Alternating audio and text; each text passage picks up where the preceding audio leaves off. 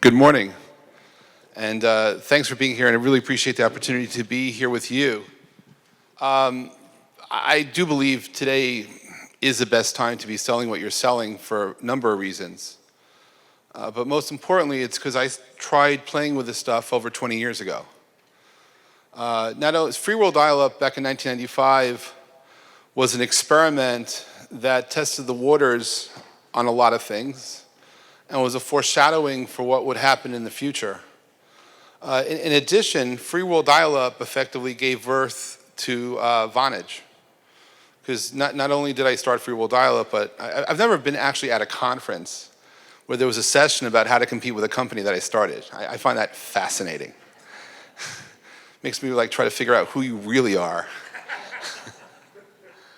It's because you don't think about these things when you do stuff. And I came here to share my story about my journey and how I ended up on stage here today. But I will tell you that up until the day before Vonage launched, there was a fight in the company whether or not to launch a consumer service or a business service. Literally up until launch date, there was an internal fight. So it's not so obvious necessarily what people do or how they do that. But what led up to the creation of Vonage, free world dial-up had 3 different iterations.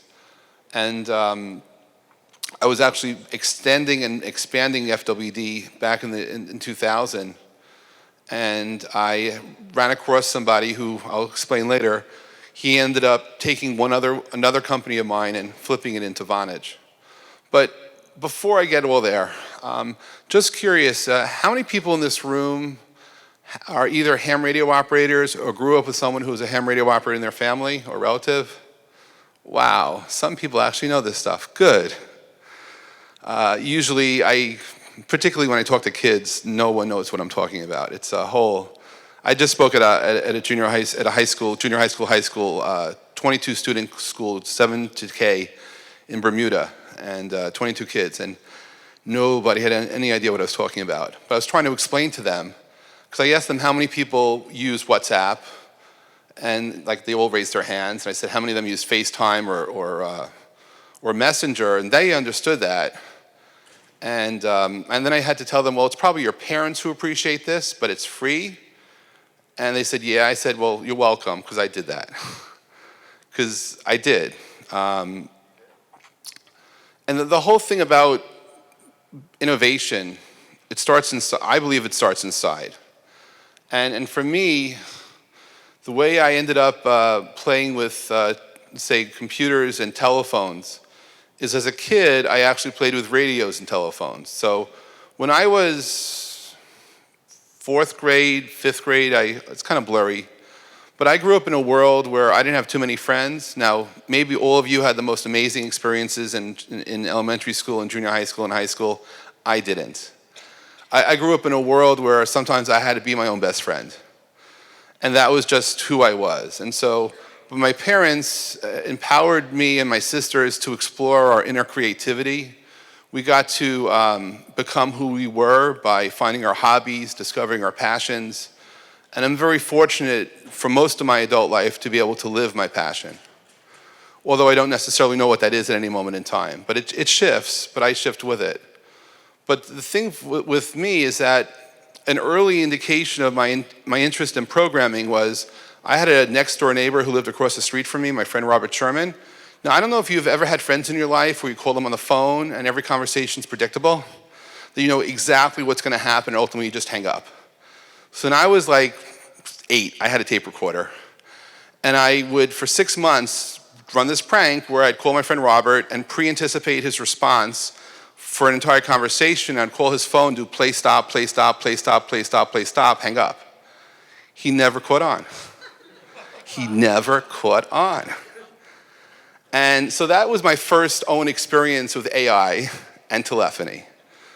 And it's kind of it was a foreshadowing that I had a chance to play with stuff. And that was the same time of my life that I was building model rockets. I built Estes rockets. Any of you guys build rockets? Right? And sometimes we build them, they go up, the parachute didn't come out, and we lose them. Occasionally, if it was a clear field, maybe they go horizontal.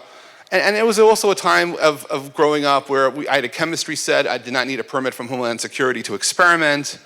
And I do think we suffer a little bit as a society that we don't blow enough things up as kids. That we're not allowed to be creative, that we don't have that chance to explore who we are by playing. And I'm not saying to do harm to anybody or to ourselves, just to play. So there I was, without too many friends. And if I had friends in school, I just didn't like them. So it was my choice to stay away.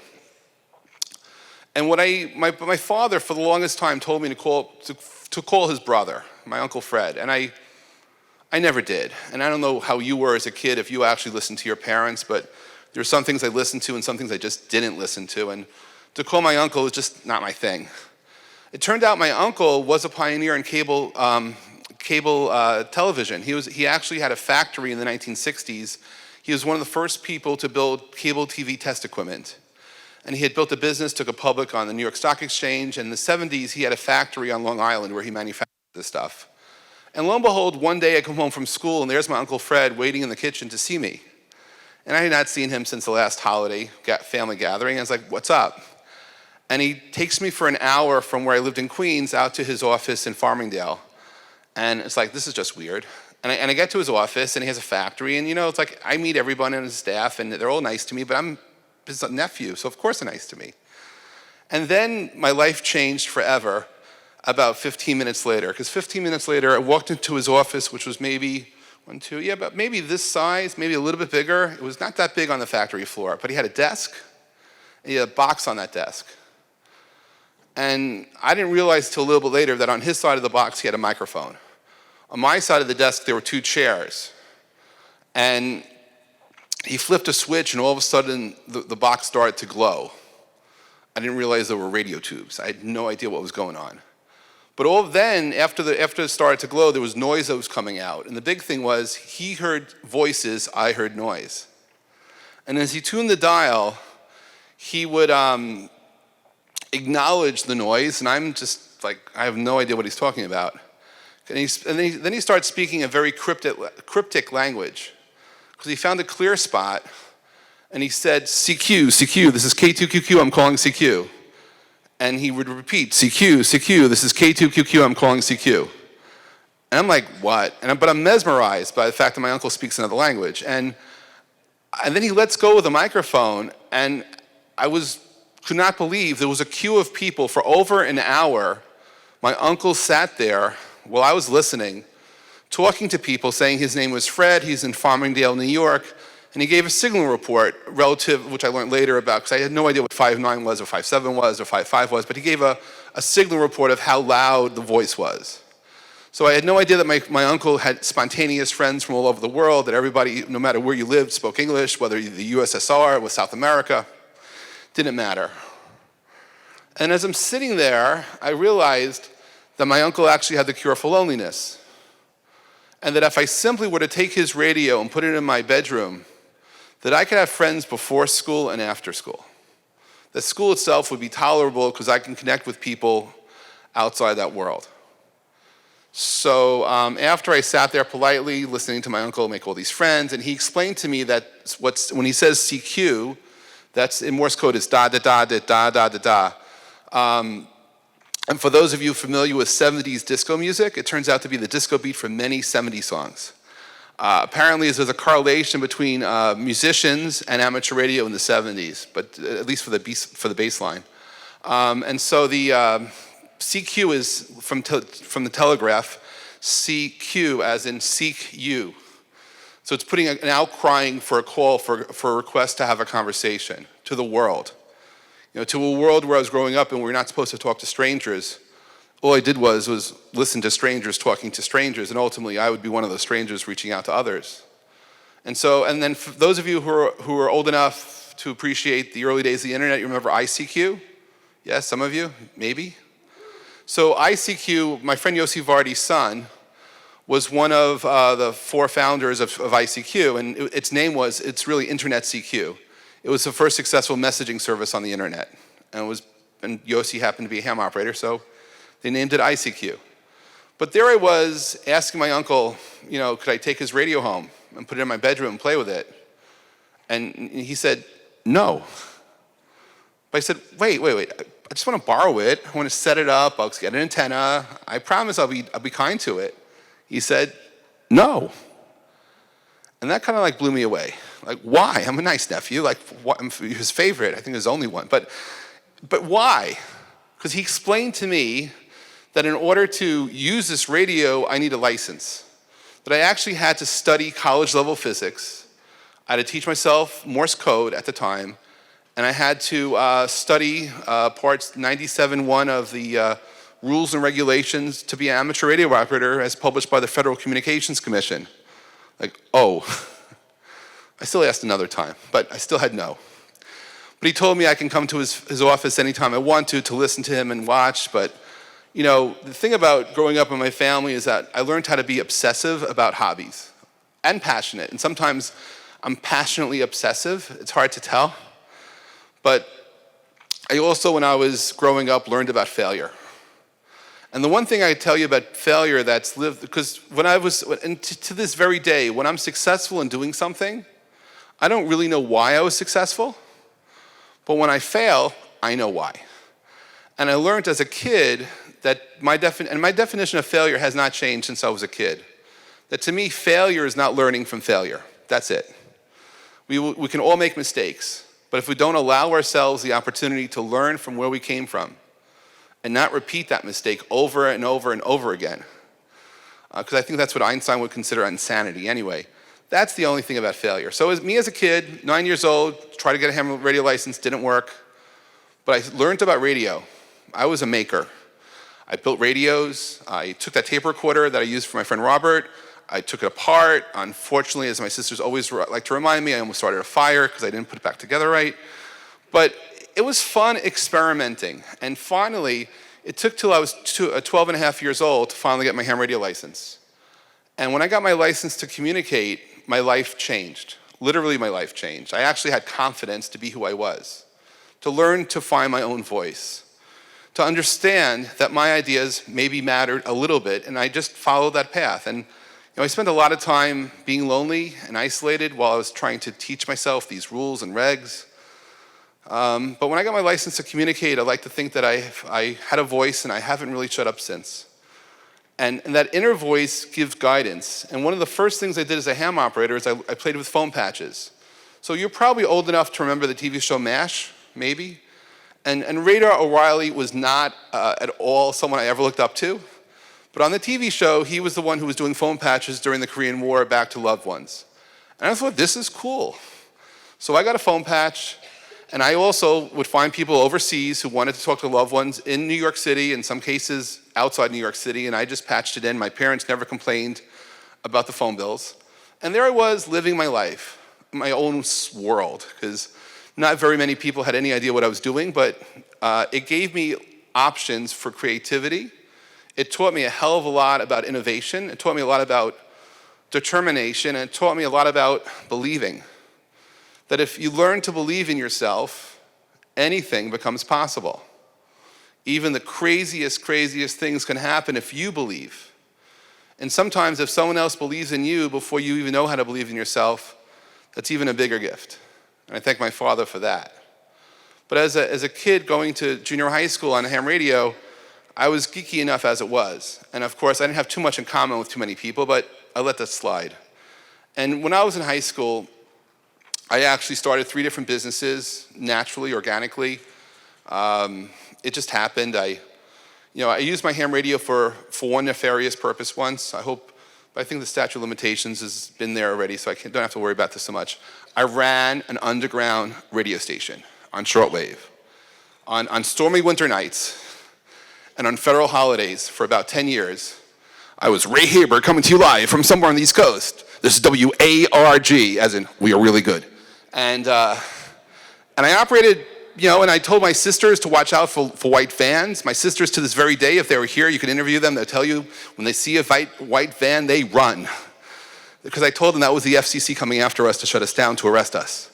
Now, we never actually did anything bad. We didn't do anything bad about on the air. We didn't say anything. I didn't curse, unlike some other people. I didn't curse. I wasn't against the government. We were just having fun. This whole idea of using technology for fun is something which I don't think enough of us engage in. But I was having a great time being a DJ. And when I was in 3rd grade, I read a book that also changed my life called Steal This Book. It might be out of print by now, but it's by Abbie Hoffman. If you remember Abbie Hoffman. And he wrote about loop lines. Those of you who are from the telco world, you might remember loop lines. But there was an interesting combination that if you call 212-976-9977, on one side you get a very annoying ah, and if you call 212-976-9979, the noise went away and the loop line connected. And on that particular pair, it traced back to a phone booth in the South Bronx. So when I was WARG coming to you live from somewhere on the East Coast, and Ray Haber, I would take requests. Unfortunately, they didn't come too much. Can anyone guess in the 1970s what these loop lines might have been used for other than me trying to take requests from our radio station? What do you think? What?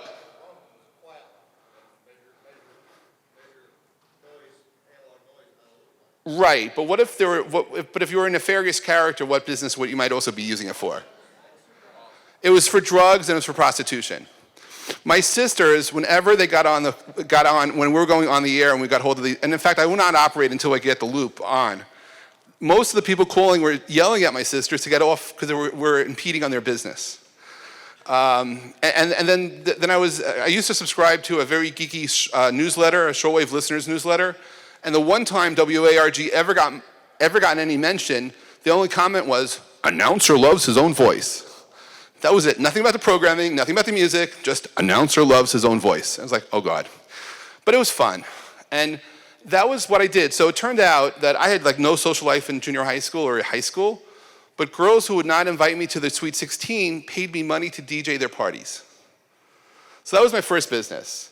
And then my father had a Data General mini computer in the house, which I broke into. I learned how to program. And I started using, amateur radio, as geeky as it is also a very competitive hobby. And I learned how to write code, particularly to do contests, where we would wake up on Friday morning, go to sleep Sunday night, and talk to as many people as possible in many different places of the world. And while you could have done it with pen and paper, I figured we should use a computer program for that. So I learned to code.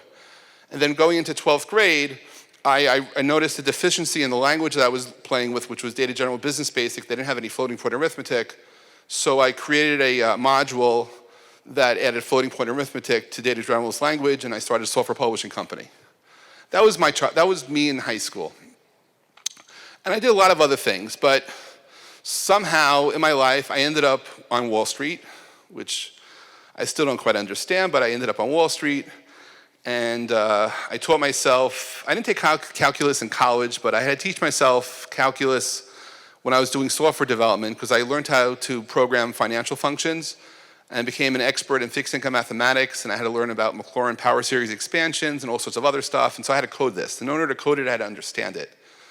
And that was one of the things. I learned a lot by teaching myself. This is way before there was YouTube. I actually had to go to the library, get the books, and read. There was no one to actually explain to me, give me the download of exactly what there was. I had to actually engage in all that. And one day, I'm reading the newspaper on my way to work, and I read about See You, See Me coming out. This is in 1994. And See You, See Me, anyone here ever used See You, See Me in 1994? One or two. So remember, that was a 120 by 160 square. It gave you maybe 4, 5, 6, 7 frames per second video. And that was hot. That was on a high-speed line. And so I started playing with all that. And then in 95, I learned that a software product was coming out that let you talk on the internet. And that's all I knew. And on February 12th, 1995, the software comes out. I happened to conveniently be home from work that day.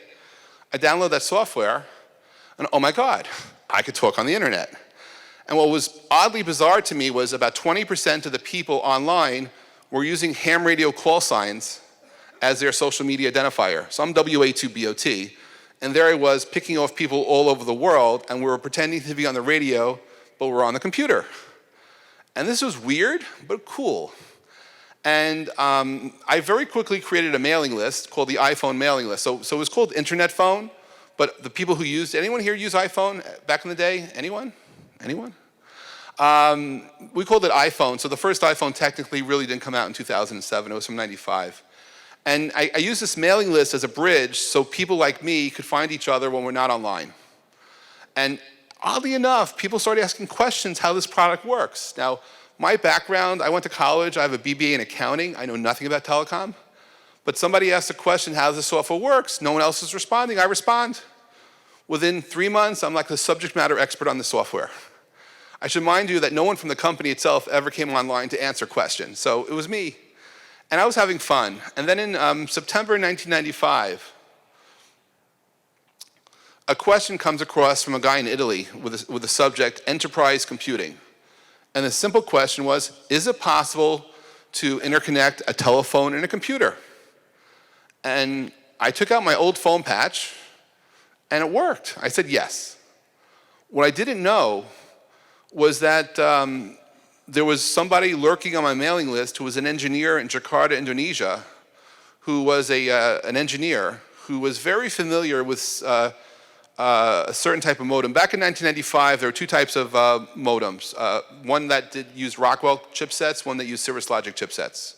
So this guy in Indonesia wrote some code for a Cirrus chipset logic modem that turned dial tone into IP, basically let you flip. So if I put two of these sound cards in a computer, one gave me internet, one gave me dial tone. And what that meant was I could now configure in September 1995 a gateway, a year or two or so before these actually worked. And what I was able to do through the iPhone mailing list is launch something called Free World Dial-Up. Literally, it was free, it connected the world, and it ran on dial-up. And it was simply a phone patch extension. So if you were in New York and you had somebody in California and you want to call a friend, you could do that. Or if you're sitting in anywhere in the world, we had about 500 active nodes. And this was a company with no business model. Having that, I used to work at One World Trade Center. And if you were on my mailing list and you said you wanted to set up a node, I would buy the node for you and FedEx it to you. It was costing me more in FedEx charges to send it than the modem did. But I sent out modems all over the world to people who participated. And within a few weeks, now back in 1995, the internet only had 16 million people on it. But I can't tell you how noisy it was and how scary this was. Like, oh my God. Now, the engineer, most of you are, I'm guessing some of you are engineers. So you could appreciate if I told you that there was no jitter buffer, no echo cancellation, and had sucky quality of service. It just didn't sound so good, but it worked. It worked. It was a foreshadowing. And so I launched Free World Dial-Up in October 95, 24 years ago, almost to this very day. And the world goes nuts. The business media, I've never had more press in my life than the next 2 months. Because as word got out of this about what was going on, the media took immediate attention to this. I remember in November of 95, the Sunday Times of London had a story about Bill Gates and the road ahead. On the back page was a story about Free World Dial-Up and the threat to the future of British telecom. What? Really? Really. Now talk about fake news. That was actually true news. Someone actually thought we were a threat, which leads me to one of my life lessons, which is do non-scalable projects. Do projects that no one else would ever think. Anyone else thinks they shouldn't do them because it doesn't scale, try it out. If you want to innovate, if you want to disrupt, if you want to be an innovator, you want to actually do the stuff that others don't expect. If you will, do the unexpected. Because we had no business model. We didn't raise a dime in venture funding. I was funding all of the modems out of my salary from working at Cantor Fitzgerald Securities. And there's no business model necessarily associated with having fun. But oh my God, it was mind-numbing. And what happened in 6 months, I learned all about the FCC all over again, because 6 months later, 300 phone companies in America went to the FCC. And this is in March of 96. They asked for us two simple things: the sale and use of internet telephony software to be banned in America, and the makers to be regulated as phone companies. And on my mailing list, these people who were lurking and people who were actively just talking, they were saying, what was I going to do about this? And I said, I don't know. I don't know anything about politics. I don't know anything about the FCC, except that they gave me my ham radio license because I qualified. That wasn't enough. And I started to have self-doubt, but I remembered being a kid, and I decided, you know what, I'll take a stand. So back in 95 and 96, you can make things up and get the three-letter domain for it. So in 1995, I had the domain for Von. Von.org, Von.com, Von.net. And I decided, depending upon my mood, that Von was either voice on the net or video on the net. And in about 10 days, 110 companies from all over the world decided we're going to join the Voice on the Net coalition to say no, let's fight this petition at the FCC. What I didn't know until about a year later is like how scary we appeared to be to the FCC. Because it turned out we were able to keep voice over IP unregulated in America for 9 years. For 9 years. And never before in the history of lobbying, at least in Washington, had a group of people assembled through the ether. And you may wonder, how could you do this, Jeff? You have no background in telecom, you have no background in lobbying. Well, this is the reason why a friend of mine in Tel Aviv considers me the Forrest Gump of communications. Because sometimes you just do it. And you happen to witness the beginning of something. And so I took the lead, and I did it, and it was fun. It put me on a journey, which I'm still on.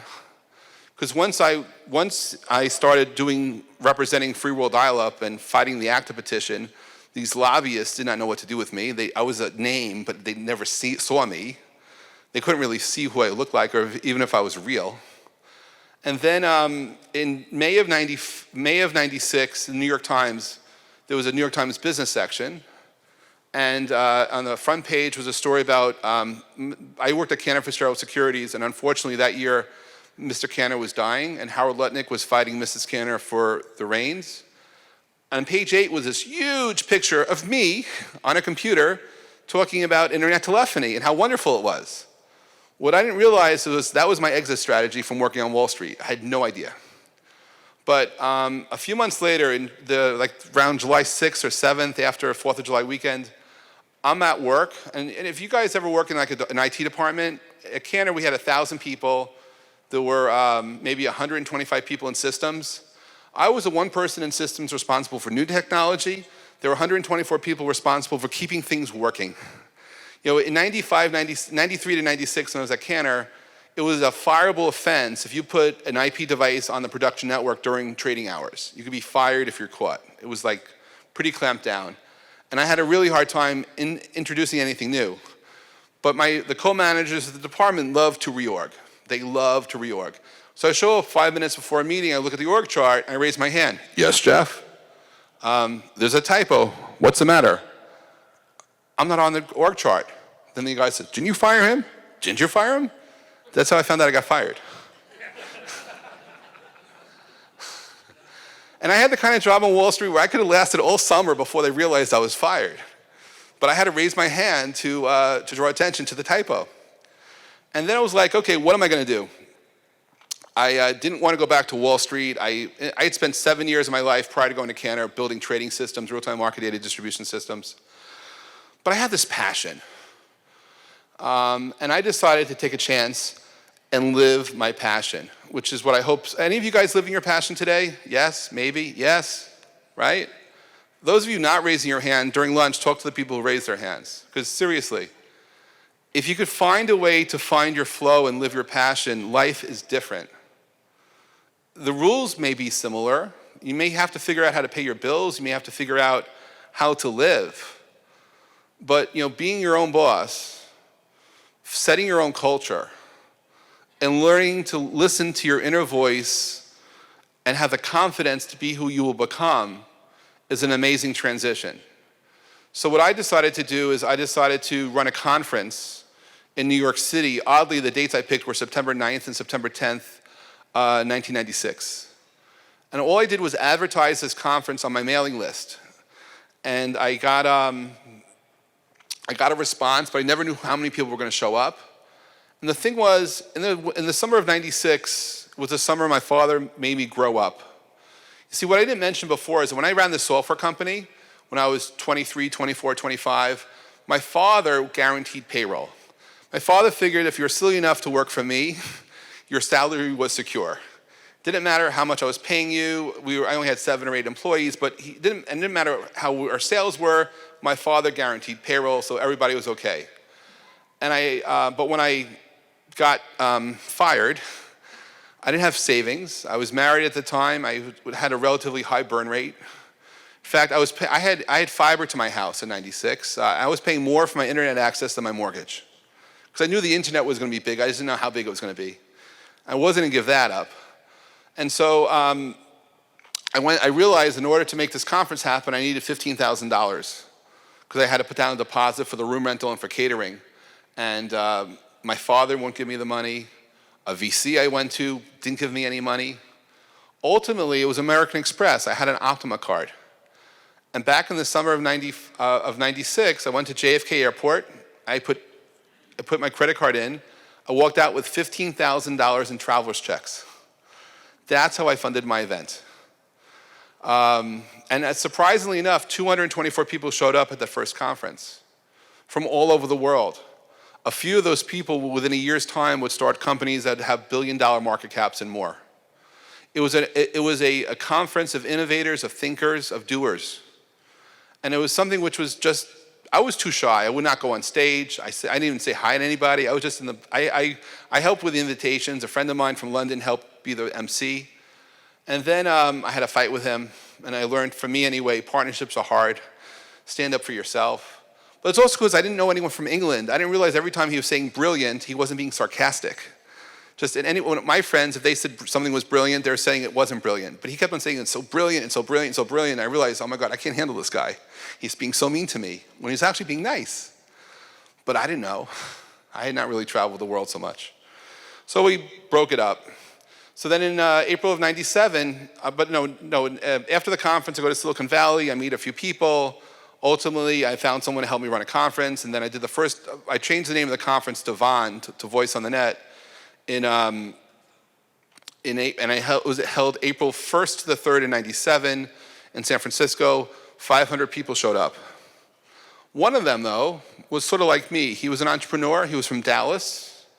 He grew up in Dallas, and he had this theory that for his startup, he thought people who traveled away from their hometowns would want to go on AM radio and tune in to the radio stations that brought them their high school sports, that got them to tune in to the local happenings. So he came to my conference to pitch. His name was Mark, and his last name is Cuban. And 3.5 years later, he sold his business to Yahoo for $4.6 billion. He changed the name of the company from I believe it was AudioNet to Broadcast.com. Then theoretically, I understand he may have made more money shorting Yahoo stock after that, but that's Mark. And there are a lot of people like Mark who came forward to do stuff, and what I found myself in the center of was opportunity, and where we could dream, and the dreams can manifest into something bigger than us.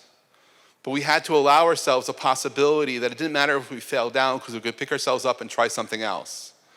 And the conference business for me only occupied maybe 15% of my time. I started investing in startups. I started doing startups. I learned a lot about failure. Oh boy.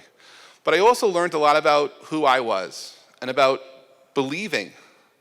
And it's that belief that once you understand who you are, we're not invincible, but we could do so many other things that we necessarily are known for. I mean, I'm not qualified based on my education to be successful. But I also don't allow that type of thinking in my mind. And when I was doing the VON conferences, a crazy thing happened was, so the first conference Mark shows up at and 500 people come to. Then we had, I think, approximately 800 people in Boston in the fall of '97. And then we got to 1,100 people. In fact, I knew that VON was going to be successful because when we were at the Fairmont Hotel in 1998, in the spring of '98, back then it was before broadband, everyone was using dial-up internet. The community of people who stayed at the Fairmont Hotel crashed the PBX there every day. They never experienced it. They never had such demand for dial-out because it was optimized, for phone calls, for short phone calls, not for long, bursty communication. So we've successfully, two things happened. One was we crashed their PBX, and then they started this policy of how long you could be on the phone. And but it was interesting. And then The other thing I started doing at my conferences, I started inviting the Federal Communications Commission over to the events. The FCC started hosting town hall meetings, because what I noticed, a lot of noise in Washington, because when I experienced these 300 phone companies going against my simple project, I realized there are things called lobbyists, and they like to lobby. And there are these big phone companies out there, and they like to keep their market position. And they don't like startups. They couldn't even spell the word disrupt. Disruption would come from somewhere, but not to them. So I made sure that if any lobbyist was whispering in the ears of any of my friends in the government, I invited the government people to the conference. So we could bypass the lobbyists, and they could hear for themselves and see for themselves how nascent the technology is. You're welcome for that too. Because that actually helped a lot, because lots of people tried to get into and stop the innovators. But when we cut out and provided facts, then the lobbyists started coming to the conferences, which is just funny. And you know, ironically, when I ran Von, it was basically 3.5-year cycle went through, and the event went from being 224 people. In 2000, in 99 in Vegas, we were literally 2,000 people. And it was just an intense community and lots of innovation happening. In the early days, it was vendors talking to vendors. Not because they weren't customers, it's because the ecosystem had to be built. And then the next year, ecosystem was being built, because if you're making chips, you need to be on boards. If you're a systems integrator, you need the boards, you need to write software. Then we need the appliances, then we need the devices. So in 1995, I was playing with modems, putting them in a PC, and then Dialogic comes out and starts to harden the stuff. In 1998, I noticed something very strange happening at my conference. I was so proud of the fact that people would show up and listen to the people speaking. And I'm very into hallway conversations where people, mingle in the hallways and they chat, and some of the best conversations, best content you get is in the hallways. But out of the blue, people coming to my conference wanted to rent meeting rooms. And that really bothered me. Like, why? Is it the people they're going to meet not good enough? Is it that the sessions aren't good? Why do you want to have these meetings while the conference is taking place? So it turned out that in real life, I had so many entrepreneurs coming to my conferences, and they were putting gateways down in all these cities. So somebody basically had a gateway in Tokyo, in Sydney, in London, in Santo Domingo. Somebody else had Miami, New York, LA, Chicago. And these people were coming to my conferences to try to extend their networks. And back then, we didn't have interoperability, because if you had one type of gear and a different type of gear, nothing really worked. But I realized this is interesting, and I know markets. So based on my experience on Wall Street in 1998, I created the Minutes Exchange. If you basically had a presence in different cities, you could put a bid-ask in for a termination into your city. And I ran a matching engine to help make people do business.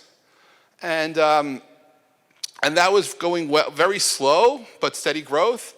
Then in the year 2000, there was so many people going public with B2B exchanges, I was feeling so left out.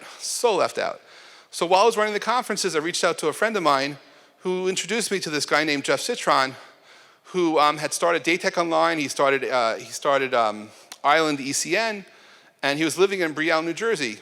And so he came to my office, and he fell in love with the idea of making a minutes market. He was very successful in equities, and he decided to take his magic to minutes. And the thing was, before I met him, I went to Edison, New Jersey, because my office was on Long Island. I went to Edison, New Jersey. I found office space, because I figured if I want to be successful in communications, I had to be in Jersey, near AT&T. That's where I can get good engineers. But Long Island would be good for aerospace engineering, but not so much telecom. And Citron came into my office, and then one day, so it was, and free world dial-up was evolving. Eventually, we didn't touch the PSTN ever. It was just end-to-end IP. And I thought it was interesting just to connect people endpoint to endpoint, don't touch the phone network. And Citron was really into the minutes business. So they move out, and I get a phone call after they move out saying, Jeff, this minutes exchange is interesting, but at best it'll be as a multi-million-dollar business, and I want it to be a multi-billion-dollar business. So we're going to change our focus. And that broadband telephone company that you were talking to Henry about in the hallway, we're going to do that. I said, oh. And then in April of 2001, I found out that Minix changed its name to Vonage, where if Von was voice on the net, Von was voice on the net, Vonage was the age of voice on the net. So that's how I very accidentally became the person who started Vonage. And ironically, we prototyped the services on free world dial-up on Cisco's 7960 phones. We played with the ATA 186 ultimately when we were rolling it out, but all the prototyping and free world dial-up itself, free world dial-up was the first UCaaS service in the world, ever. We were cloud-based, literally. We didn't have to, and our customers self-provisioned. We had, and the nice thing about SIP is anyone who wanted to volunteer to help people with SIP is I had a 55555 number that I gave the password to anybody who wanted to have an endpoint, a SIP endpoint. Anyone could connect. I also interconnected with Asterisk at the time, so we had the largest Asterisk/SIP network ever. And that ran for a long time until it didn't. But I did a lot of things where I didn't care about business models. Where I cared about was, could we make a change? Could we move the needle? Can we affect something positive?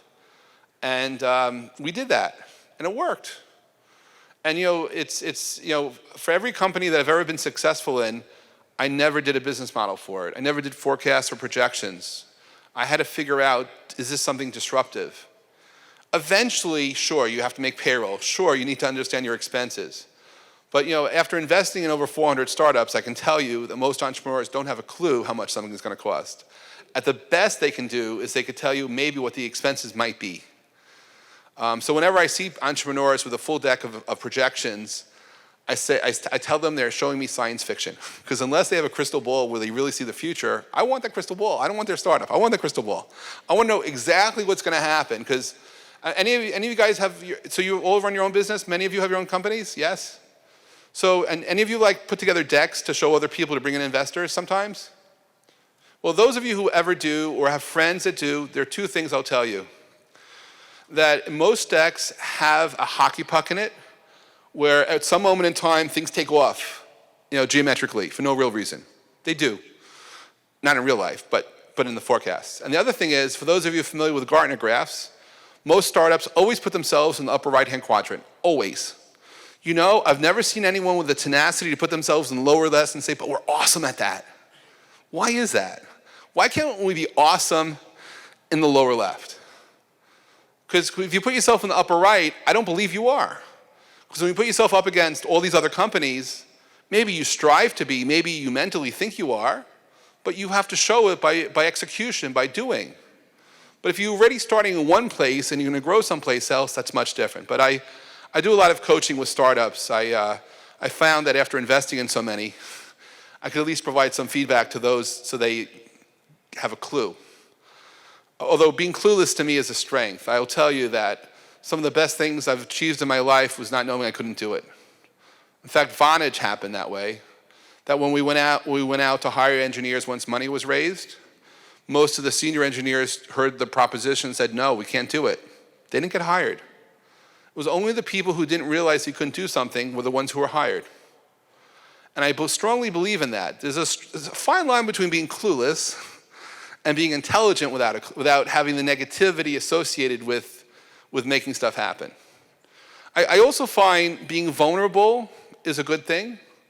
That while you may want to be super strong and super present, that if you allow yourself to be vulnerable when you're talking to somebody, maybe it's a customer, maybe it's someone you're working with, that they understand you're human too, because it's so easy for us to lose our feelings. It's so easy for us to have a wall up. And when we drop that wall and we allow ourselves to be vulnerable, customers realize we matter, that they matter to us.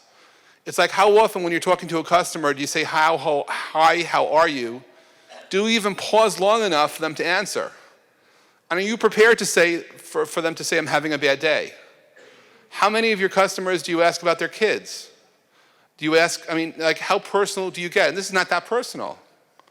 But it turns out that life you could either look at every customer as a line in an Excel spreadsheet that represents something to your bottom line, or maybe they mean something to you much more. We could also learn from our customers as much as we could learn from our kids. There's an entire generation that's been born that's out there that I don't think many of us, we service, is millennials. I have a niece, she's 25, my niece Emily. I tried working with her a couple of years ago, but she and I did not speak the same language. She speaks in emojis, she speaks in lower words, not capitalizations, no punctuation. It's like, where was I? When did this happen? And I think that, when you look at unified communications, and we think about how we want to connect people, that we actually want to find ways for everybody to communicate. It's not so much about a gender or race, but there's a generation that's probably one of the biggest challenges we'll have into the future to figure out ways to help empower meaningful conversations, millennial to millennial. I've always had about one-to-one, one-to-many, many-to-one, and one-to-one, one-to-many, many-to-one, and many-to-many conversations. But you throw millennials in the mix, and it makes it so much harder. It's so much harder. And if any of you are a parent, uncle, aunt, relative, grandparents, you'd understand it's just so hard to communicate. I'm a very strong believer that voice forever will be the killer app. Being able to see somebody close up and say, I love you. There's so much meta information being shared in your voice. Forget about what Google might be tracking or some other Facebook might be tracking. But the ability to share in voice something is incredibly powerful. If you can't be there in person, if you can actually have a meaningful conversation so that they can hear you, that's amazing too. Yes, a picture has 1,000 words. Sharing video is an amazing experience, but the face-to-face, in 1996 when I started my journey, I was in awe of people like Moore's Law and Metcalfe's Law that I wrote down on my mailing list. I shared something called Pulver's Law, which I have never promoted, but I'm being reminded of it when I'm here. And I wrote down that, this is 96, I wrote that the more virtual we become, the more we need to have face-to-face meetings. And I think it's even more true in 2019 going to 2020. That if you've ever sent someone an email and got them angry without the intention of making them angry, or a text because you missed a comma or they read it wrong, unless you see them face to face, it's really hard to hug it out. It's very hard to communicate effectively in a way that we have. To me, the challenge is not, can we have the best platforms out there? Can we service the customers the best? But it's like, how are they communicating? How are we communicating with them? And how do we connect? And that's something which is not going to be about chatbots. It's not going to be about the AI. It's about you. And I strongly disagree with a speaker who I listened to a little bit yesterday. When I was at Cantor Fitzgerald Securities, my office was used, or my little cube was used for training over the weekends. Every Monday morning I walked back into the office, there was 3 words: relationships, relationships, relationships. And if you want to be a success, and we were a broker's broker, so that we would make, so broker's broker is not just a broker, we actually made markets between brokers. And the only way that we were able to generate revenue was taking people out. Like if you were a broker at Cantor, 6 days a week you took customers out all the time. And on Unemployment Friday, when it came out, hopefully you'd get more trading volume from the people that you took out the night before, and then every day they do that. And you see exact responses. Because we had 6 competitors, and if we didn't treat people right, someone else would. And it's those relationships that get you through hard times and good times. Those are the relationships that you have sometimes for life.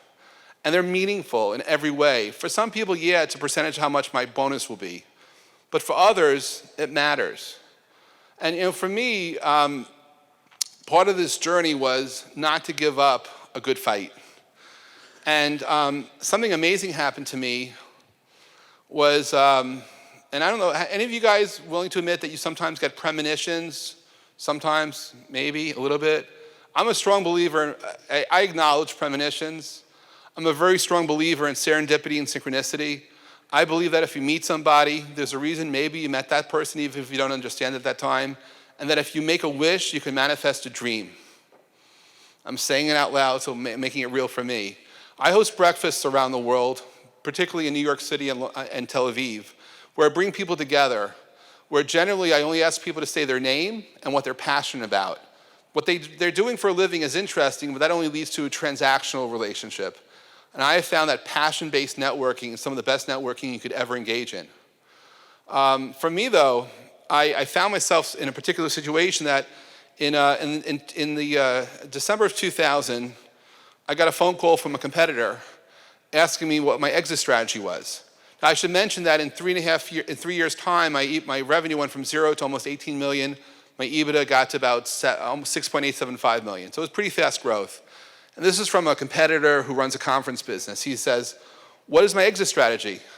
I had to say to him, what's an exit strategy? I didn't know. Because I did everything bootstrapped. I didn't have any investors. I didn't know any, apparently I was a benevolent dictator, as people called me. Because the nice thing about being a startup is you can set your own culture. In the culture that I had, I learned to take having fun seriously. I was very much into music, so Fridays in my office between Memorial Day weekend and Labor Day was pizza karaoke Fridays, where from 12 to 2, you bring the pizza in, and when people were tired of pizza, whatever else they wanted, and we would sing. And it was fun. Eventually, I opened a record label, so I used it as a way to showcase talent, but it was a fun way to show that we could have fun, and at the conferences for me, were all about fun. It was a fun plus business, and it worked. And so anyway, this guy asked me what my exit strategy is, and I said, I don't know. So he says, why don't you consider selling your business? I said, because I'm having the best time of my life. And if he knew anything about my background, he'd understand I'm having the best time of my life. And then I hung up the phone, and I went to start thinking. I said to myself, maybe I should sell. So I felt like disloyal to the community at large, because by 2000, Vonage was taking place twice a year in the United States, and I was in Europe, and I was expanding, and I felt so scared to sell. But it's like the voice of God or someone saying, hey, maybe check it out. Maybe you want to, because my father passed away in April of 98. And when my father was diagnosed with cancer in April of 97, he was told he had 1 year to live. He told me, continue on my business, continue doing what I do. And I had my first offer to sell in 98. My father was trying to tell me to sell, but it was only for $5 million. I tried to explain to my dad, even though he didn't hear me so well, I could do a little bit better. I kind of regret that I didn't spend more time at home that year, because my sisters, my mom, they dealt with my dad ultimately in hospice, and I hope I don't cry, but it was really hard. But so in 2000, when I heard to sell, I decided I'm going to sell. I negotiated a deal in July of 2000 in LA. Crazy enough, the deal closed in September. It closed on September 10th. So being lucky is okay. I learned never apologize for being lucky. Never apologize for being lucky. And for one day in my life, it was an amazing exit, until the next day was September 11th. And the thing is, I worked at One World Trade Center. Almost 700 people died from the company I used to work for. When I looked at the people who passed away from cancer, I knew almost about 400 of them. So I was never so grateful to be alive. I was never so grateful for being fired. Whenever people tell me they're fired, I say, congratulations, getting fired can save your life. And I only found out 3 years ago that my mom and one of my sisters got a phone call from Cantor on 9/11 or 9/12 that I died. I think it was, I was in Atlanta for a press conference for the guys that were doing Comdex to announce the acquisition. So I didn't die, but they had to deal with this heaviness. And then on September 12th is my birthday, so I had 3 messed up days of my life. Total elation, total devastation, and I had to celebrate my birthday.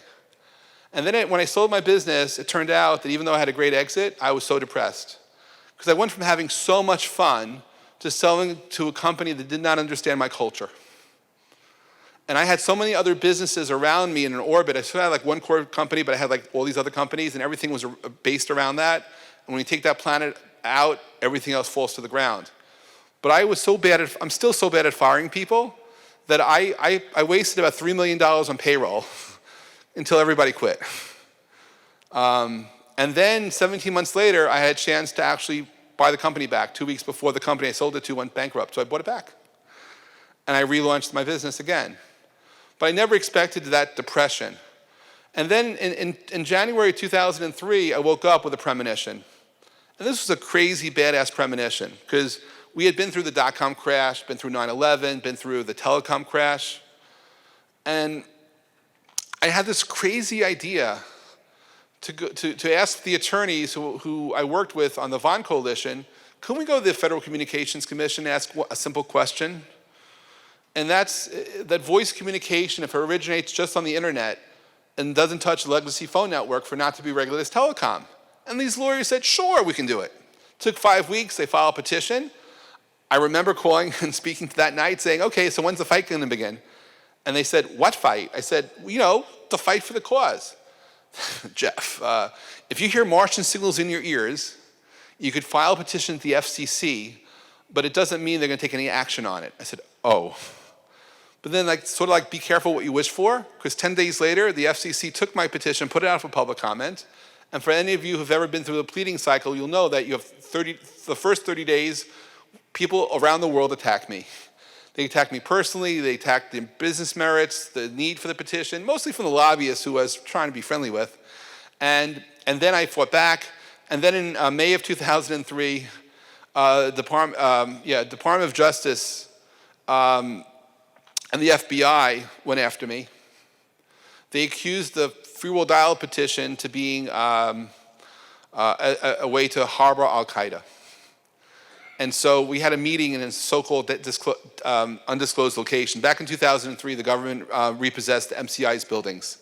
So we were in an old MCI building, and it was like 3 people from the government, 10 of us, because I had the CTO of Free Will Dial-Up and a legal team. And what was very, very uncomfortable was to go to this meeting, go to the second floor, it says Computer Crimes Division. I felt I was like on the set of Law and Order. And I go in, and they open the conversation by saying, hi, we're not here to talk about the merits of your petition. Our comments are of public record, but do you mind asking a few questions? And my poor CTO, Ed Guy, was there. I think in about 25 minutes, he lost 2 or 3 pounds of water weight. He was sweating profusely, and I jump up. I say, guys, listen, if you think that free will dial-up can help you get the bad guys, it's now yours. Host it, whatever you want, it's yours. If you want to own it, you want to host it, they're looking at each other like, what the and I was serious. I was like, if I can help you capture one bad person, it's yours. So it was a little creepy that only 2 out of the 3 people in the room from the government introduced themselves to us. But I left that meeting at least with one new friend. The next day we went to the White House, to the West Wing. President Bush had a telecom czar.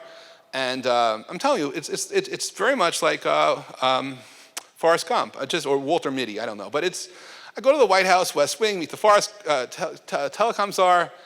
And as we're leading, and he's telling us all this BS, yes, it's good for America and everything else. And then we're leaving the meeting, and he sees the doors in the elevator, because we had to go up this 2-floor elevator. I don't know why, but he had glass walls.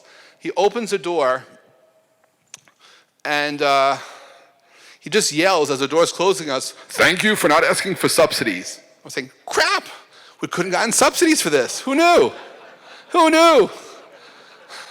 But on February 12, 2004, in a slightly controversial vote, Michael Powell, the son of Colin Powell, issued something called the Pulver Order. That's why today in America, Facebook, Microsoft, Apple, and Google are not regulated as telecom providers, and why our kids are able to communicate for free. It's because of this, and the Pulver Order is actually honored in over 100 countries around the world.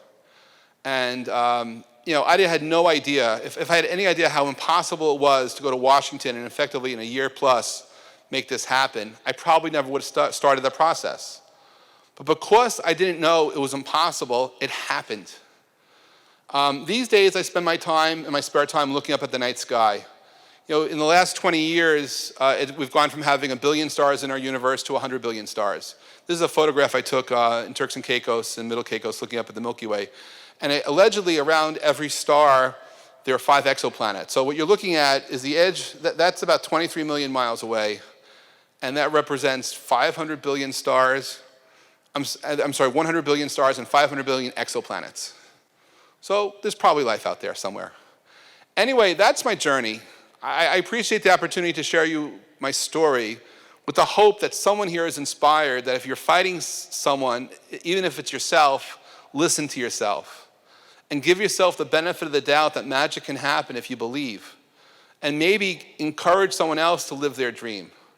Life is very hard, but it doesn't mean we can't dream. It doesn't mean we can't do anything. And I'm telling you, after doing the first unified communication platform globally 19 years ago, there's never a better time than today for you to actually make this happen. Back at the Vonage conferences, we used to dream of services we could deliver to customers. Now you're living that dream. Those things that we once said what we could do is now possible. I created a term back in 2002 called purple minutes, because most people I was running into, executives at telecom operators who were buying soft switches, they were simply replacing their hard iron with soft switches and simply delivering the same services, which I call black and white minutes. And I said, why don't you do something purple? Why don't you do something never before possible, or at least beyond possibilities? Today we're living in a purple world. Maybe it's a rainbow world. But you guys are in a position to service customers, service their needs, and help them empower their dreams, because we never needed communications than today. It's, you also have the idea that 24 years ago, we only had 16 million people on the internet. Now you have 3 billion. So you could really connect the world and provide as many services to them as you can dream, and maybe connect. Anyway, thanks for your time. I'm Jeff. I'll be around for a little bit.